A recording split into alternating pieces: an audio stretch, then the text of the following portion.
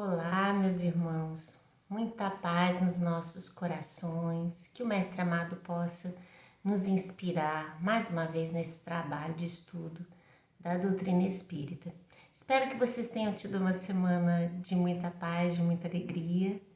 Hoje nós estamos aqui para fazermos a lição de número 4 do livro Rumos Libertadores, uma lição em que Joana vai tratar do processo reencarnatório e vai nos falar de uma forma muito amorosa da justiça da reencarnação.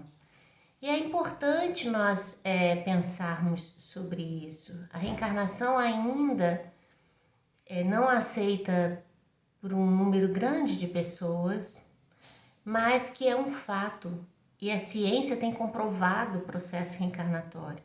Ao mesmo tempo que a gente, de modo racional até, não conseguiria explicar certas mudanças, certas diferenças que existem na sociedade, entendendo Deus como Pai amoroso, justo, a ver tantas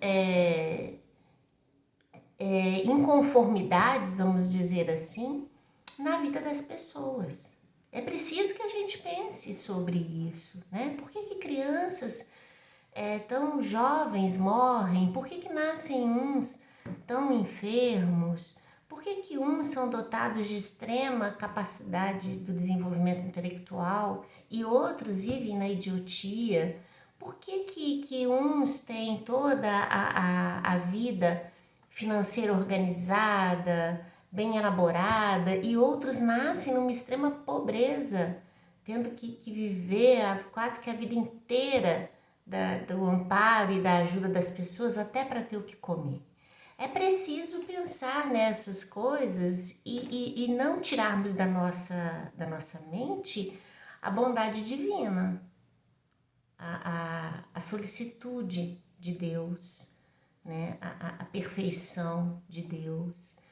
E se a gente não compreender a reencarnação nesse processo reparador, nesse processo divino, de oportunidades novas para uma construção legítima dos valores morais no indivíduo, trabalhando ali as dores, as marcas gravadas no inconsciente do ser imortal, a gente não vai entender certas coisas que acontecem na vida. Então, Joana vai trazer hoje para a gente, nessa mensagem, uma mensagem amorosa, mas que nos esclarece acerca disso. Ela evoca no início do texto, capítulo 4 do Evangelho, item 25. O item 25 fala sobre a justiça da reencarnação e está no título Ninguém poderá ver o reino de Deus se não nascer de novo. E esse item 25 fala sobre a necessidade da reencarnação. E diz, começa o texto do Evangelho perguntando se a encarnação, é dada a todos ou só aqueles que cometeram algum delito, algum mal. E aí vem a explicação toda do Evangelho, que eu acho que vale a pena vocês lerem. O Evangelho é um livro que acredito que todos nós temos em casa, então dá uma passadinha lá para você poder ler. Vamos continuar aqui então com a lição de número 4. Joana inicia dizendo assim, a prova inequívoca do amor divino é a reencarnação aos espíritos endividados, imperfeitos, que somos todos nós. Olha que lindo isso, porque Joana coloca também a condição dela, de espírito claro, muito mais evoluído que nós, mas nesse processo também de transformação que cabe a todos nós. Ela diz aqui então, graças ao mecanismo multifário e sublime, ampliam-se os liames da afetividade entre as criaturas e sublimam-se os vínculos do interesse imediato, engendrando as malhas da fraternidade, que um dia tornará todos os homens legítimos irmãos uns dos outros. Aí ela vem tratar nesse parágrafo aqui de que a cada encarnação, nesse nosso planejamento de vida, na construção das estruturas estruturas que compõem aquela existência da qual a gente vai dar início, a gente tem ali um grupo de pessoas, de espíritos que a gente convive, que a gente vai compartilhar a existência, espíritos muito próximos a nós, que farão parte ali do nosso grupo familiar, mas também aqueles outros que a gente vai encontrando ao longo do caminho, que são os colegas de trabalho, ou os amigos verdadeiros que a gente vai fazendo, e também aqueles com os quais a gente vai ter que travar uma existência de muita entrega, de muita tolerância, de muito esforço, de muito reajuste. E a cada etapa nossa, a gente vai ampliando essas relações, porque novas conquistas serão feitas, novas possibilidades serão reorganizadas e novos contatos com outros irmãos também acontecerão. Então, Joana fala para nós aqui dessa possibilidade que a reencarnação nos traz de ampliar esses laços de afeto, de comungar dessas experiências com espíritos diversos ao longo da nossa história imortal, porque somos famílias, todos nós somos uma única família cujo pai é Deus. Então, entender nessa estrutura que a gente vai a cada etapa criando, novas possibilidades. Ela diz assim, faculta o prosseguimento dos ideais que a morte não interrompe. Olha que lindo isso. Porque aqui Joana está falando da imortalidade. Aqui Joana está dando para gente uma proposta de continuidade. Ela está dizendo para gente que todo o esforço engendrado nas tarefas que a gente realiza, elas têm sua continuidade. Então, meus irmãos, isso nos coloca assim, que todo bom pensamento, toda boa decisão na nossa vida, toda atitude que a gente queira realizar no bem, seja no campo do estudo, seja no campo da prática, da caridade, seja no desenvolvimento da sensibilidade, da arte, da cultura, do afeto, tudo isso faz parte de um processo que dá início no momento em que a gente se coloca com vontade, com desejo de realizar, mas entendendo que a vida, quando a morte se dá, ela não interrompe essas estruturas e que nós podemos dar continuidade a esses valores de crescimento e de vitória sobre nós próprios, na transformação e na mudança do nosso comportamento. Então a gente às vezes a gente percebe às vezes um comportamento inadequado ou hábitos ruins e a gente tenta modificar e às vezes não vai conseguir resolver isso numa única encarnação, mas é que a vida vai nos dar a chance de continuar. Por isso que é importante a gente pensar que toda ação positiva, ela tem um valor incomensurável na nossa vida contínua, ininterrupta da alma. Mas também entender que, por exemplo, os delitos cometidos, os erros organizados, vividos, esses de certo modo também, eles criam para a gente uma continuidade e que precisa ser tratada. Por isso, a cada processo reencarnatório, a gente lida com dores existenciais, com sofrimentos, dos quais a gente não consegue às vezes nem identificar da onde que vem, mas eles existem, eles fazem parte desse conjunto de experiências vividas, não bem elaboradas, não bem conduzidas e não tratadas. E aí se tornam doenças crônicas que precisam ser vistas, pensadas e reelaboradas com um sentimento de amor. É muito interessante a gente pensar nisso, não é? É muito rico a gente pensar nessas possibilidades. E quando a gente vê isso, a gente não consegue entender o processo de reencarnação como algo que seja para o nosso mal ou que não tenha nessa possibilidade de outras vidas um grande laboratório pautado nesse amor divino para todos nós, né, para nossa existência. Então ela diz assim, olha, faculta o prosseguimento dos ideais que a morte não interrompe, ensejando que os reais lidadores das obras de engrandecimento humano possam retornar às trilhas da realização, dando curso ao labor que fecundam com o sacrifício da vida e benefício de todos. Olha que coisa mais linda isso. Quando a gente conseguir sair do pequeno universo da nossa própria existência, aquela coisa egocêntrica que a gente fica olhando só para os nossos interesses, só para os nossos problemas, só para as nossas dificuldades, sem conseguir nos colocar no lugar do outro, isso traz para a gente uma grande dificuldade de elaboração, não é? Para entender que a vida, ela nos convida para que a gente possa tramitar numa onda mental e de realizações mais positivas. Quando a gente conseguir virar essa chave e pensar que a gente pode fazer todo o bem que a gente deseja e que estando nesse campo e pensando nessas ideias e buscando a vivência do bem, nós nos sentiremos infinitamente melhores do que agora. É importante a gente pensar nisso.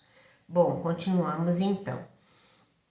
Joana coloca, suas diretrizes transformam a leviandade em dever e removem o ódio que a insensatez gerou, produzindo o clima da aflição renovadora e eficaz.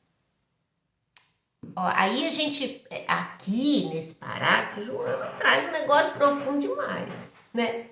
Aqui ela vem pegar para nós, porque quando ela fala das diretrizes do processo reencarnatório, ela está colocando para nós aqui da reencarnação como necessidade de todos nós para o processo de construção do reino de Deus em nós. Porque Jesus disse, ninguém verá o reino de Deus se não nascer de novo. Colocando-nos aí uma condição, meus irmãos. Isso é condição. Ou seja, não há como fugir do processo reencarnatório, que se dará com a nossa concordância ou sem ela. Que será dada com a nossa aceitação, participação nesse processo de elaboração da reencarnação ou sem ela. Então, é preciso entender que o remédio amargo é necessário, às vezes, que o pai ministre ao filho doente. E a reencarnação é para nós isso. Agora, olha como quando ela diz aqui, a proposta, a diretriz é de transformar os equívocos elaborados e construídos pela mente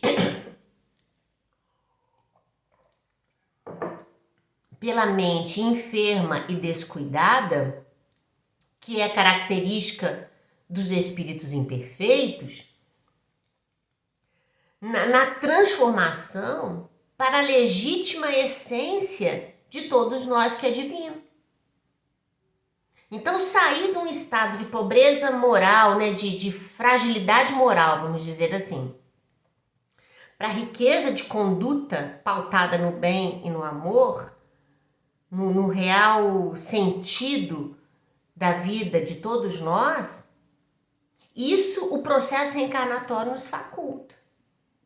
Através das experiências vividas, das dificuldades empreendidas, mas o que nenhum de nós vai se furtar são das situações que nós próprios criamos ao longo das nossas existências e das escolhas que tomamos, das decisões que tivemos, que irão gerar para nós sofrimento e dor.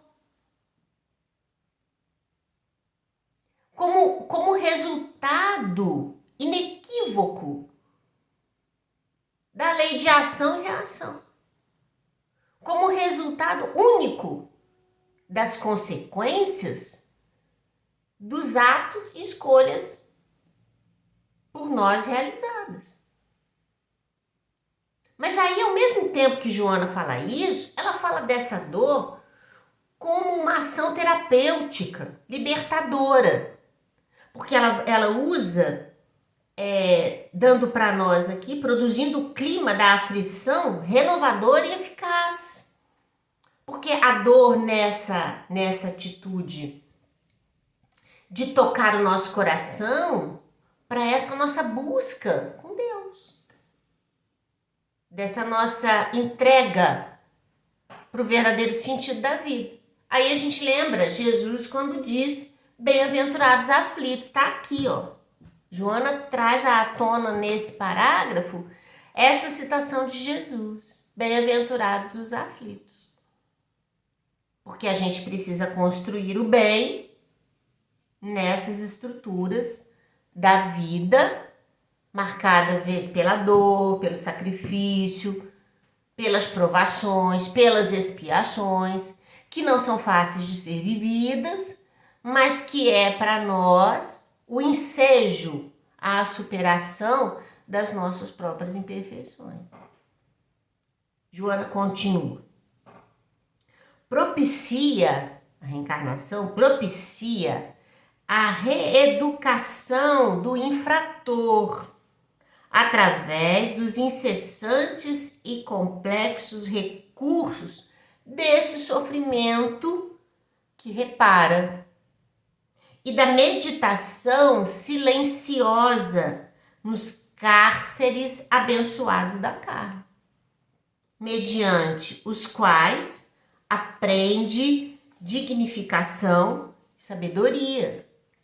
Porque diante dos entraves da vida, das dificuldades da vida, a gente busca entender esses caminhos. A gente busca compreender essas verdades. A gente se lança para essas possibilidades. Não é, meus irmãos? A gente não se distancia disso. Então, da dor nasce a reflexão. Da reflexão nasce esse encontro conosco mesmo. Tentando entender a nossa essência, nos perguntando aonde que a gente errou, né? O que a gente pode fazer para melhorar, porque ninguém quer viver em sofrimento. Ninguém quer viver em angústia, né? Bom, ela continua. Favorece aqui a aquisição de experiências que se acumulam formosas, ampliando o campo da ação de cada um com vistas à humanidade inteira, nesse grande laboratório que é para todos nós e na formação integral do ser e dele com ele mesmo, dele com Deus e dele com os outros. Por mais longa uma existência física, ela continua, muito breves são os seus dias para a conquista da felicidade e para a aquisição dos valores que são imperecíveis. E aí ela está colocando aqui a vida imortal. Se a gente pensar na vida física em relação à vida imortal, se a gente pensar nas diversas encarnações que a gente tem, também pensando nesse processo de imortalidade, a gente vai entender que são pequenos e breves momentos, mas que nos impulsionam para frente, sempre para frente. Em razão disso, ela continua, numa etapa, o espírito em ascensão, realmente disposto à perfeição, que em vida esforços e se doa com segurança ao mistério, conquista títulos de natureza intelectiva. Ela está falando aqui agora do processo reencarnatório, que às vezes numa existência a gente vai desenvolver uma área ou outra do conhecimento ou do sentimento. Noutra, realiza procedimentos morais, até que se possa librar acima das paixões, com as asas do amor e da inteligência, com que atingirá a plenitude que nos está destinada. Esse é o processo nosso de evolução. O espírito precisa desenvolver em amor e sabedoria, razão e sentimento. E a cada processo, sem descuidar disso, a espiritualidade superior que nos comanda, que nos orienta, vai dando-nos condições a cada existência de alinhar essas duas asas da evolução para que a gente não se desenvolva apenas em uma e deixe a outra despercebida. Então, a vida reencarnatória vem nos colocando em condições de desenvolvermos um e outro a cada momento dentro daquilo que está melhor, ou seja, daquele que está mais vibrante na nossa vida naquele momento. Então, eis que surge para a gente possibilidades reencarnatórias que comunguem com essa nossa estrutura psíquica. Aproveitar a ocasião mediante a utilização de todas as forças na edificação do bem íntimo, objetivando o bem geral, é dever impostergável que nos não cabe descuidar. Mais uma vez aqui ela fala dessa estrutura reencarnatória que, em fazendo nós olharmos para dentro de nós, nos promove para a ação coletiva, para essa interligação com o outro nas relações com as quais nós estamos vivendo e aos poucos isso ampliando um ponto tal de nos tornarmos uma só família. Joana continua. A água filtrada torna-se fator imprescindível de saúde para a vida humana, não é? Fato. A semente, arrebentando-se na cova sombria, produz a planta, certo? A lagarta rastejante, decompondo-se e refazendo-se, plana, transformada em borboleta esvoaçante. Ela está trazendo vários setores da vida de transformação na vida vegetal, animal, mineral. Ela está falando aqui das transformações que ocorrem sem que a gente nem se dê conta. Com o sacrifício, com a dificuldade que a natureza por si só enfrenta na luta dessas transformações e para atingir o ápice da sua possibilidade enquanto mineral, vegetal, animal, né? Ela continua. O Pantanal, drenado e resolvido, enseja o surgimento do jardim e do pomar. Aí ela faz agora a relação conosco. Assim, a dor, trabalhando o espírito em nome da justiça, na faina das reencarnações sucessivas, faculta que surjam o brilho e os valores que jazem ocultos em germem, produzindo beleza e luz. Então ela está colocando aqui para nós que, como tudo na natureza entra nesse processo de transformação, o mesmo se dá com o espírito. porque esse ensejo ao bem, ele está em nós. É uma transformação possível. Tudo que ela cita aqui, em se falando da natureza, com todas as dificuldades enfrentadas por cada elemento desse que ela trouxe, eles conseguem atingir a transformação necessária porque está neles a essência dessa transformação. Borboleta não se transformaria em borboleta se não estivesse nela essas estruturas. Ela obedece a uma estrutura possível de transformação. O mesmo se dá com o espírito mortal. Nós temos essa possibilidade de transformação que se desenha para nós de forma extremamente positiva, enriquecedora, e traz para a gente outras tantas situações das quais a gente vai atingir mediante a nossa condição de espíritos criados por Deus. Então, o que se pede para o espírito no campo da reforma íntima, no campo dos sacrifícios que precisam ser realizados, na superação das dificuldades, no enfrentamento das dores, é algo que somos possíveis de fazer. Está em nossa condição realizar. Por exemplo, refletir sobre as nossas ações está na alma, no espírito fazer, algo que a borboleta não faz.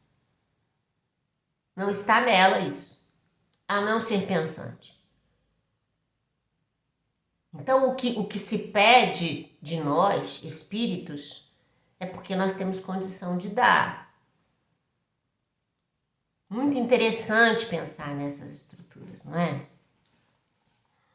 Joana vai terminar essa lição dizendo assim, olha, Jesus disse, abre aspas, necessário nascer de novo, fecha aspas, a fim de que a excelsa misericórdia de nosso Pai nos promova pela senda de espinhos que nós próprios semeamos, à montanha da libertação e da alegria geral, em nome da justiça do seu amor.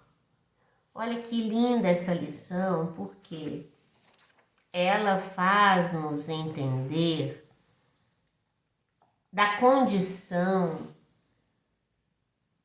de luta, de dificuldade que nós enfrentamos, e isso ninguém tira de nós, a vida tumultuada, né, que a gente experimenta, as provações que a gente passa, as dores existenciais, mas isso tudo caracteriza a ausência em nós dessa essência divina que nos faria, quando despertada, porque ela é de todos nós, em germe latente, guardado no nosso íntimo, esperando o desabrochar das suas potencialidades para que possa reverberar em luz dentro de nós e a gente expandir isso para os outros, exigindo da gente entrega, dedicação, esforço, labuta. E porque não ainda a tocamos como deveríamos, é que tanto sofremos, é que tanto nos debatemos. Desacelerar um pouco, sabe, meus irmãos? Acalmar os nossos corações, confiar mais em Deus, saber que tudo vai desencadear Se a gente buscar o bem, as coisas vão se desencadear de uma forma melhor. É preciso esforço contínuo, desejo de fazermos o melhor, de darmos o melhor de nós, de buscarmos nas fontes divinas aquilo que nos falta na alma, mas que é preciso continuar. A mensagem traz para a gente um convite ao exercício do bem, ao esforço contínuo, independente do que a gente viva, mas ao mesmo tempo traz também para a gente uma mensagem de esperança e de luz que nos aguarda mediante os esforços empreendidos. Luz essa que nós vamos poder enxergar, talvez bem antes do que imaginássemos, se a gente se esforçar um pouquinho mais para fazer as coisas direito. Que Jesus nos abençoe, que o Mestre amado possa amparar vocês, que a semana seja linda, de muitas coisas boas, de muitas realizações. Depois a gente vai fazer a lição 5, para que a gente possa acompanhar esses estudos que tanto têm nos ajudado. Que Deus os abençoe, muita paz, até semana que vem.